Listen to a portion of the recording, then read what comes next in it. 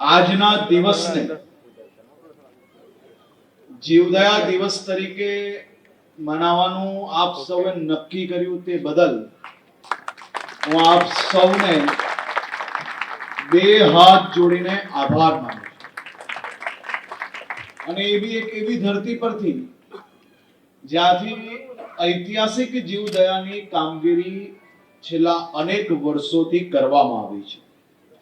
અહીંયા મંચ ઉપર આજે સાધુ ભગવંતો બી ઉપસ્થિત છે અને ભરતભાઈ કોઠારીનો પરિવાર બી ઉપસ્થિત છે।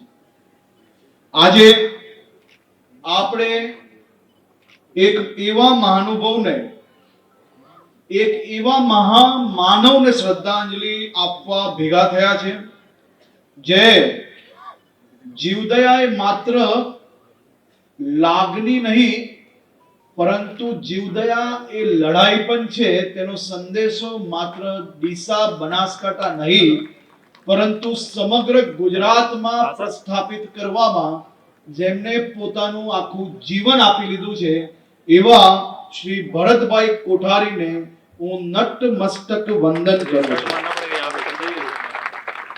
આપણી સંસ્કૃતિ અને ઇતિહાસ સાક્ષી છે કે આ ધરતી એક અબોલ જીવ માટે મનુષ્ય કરતા પણ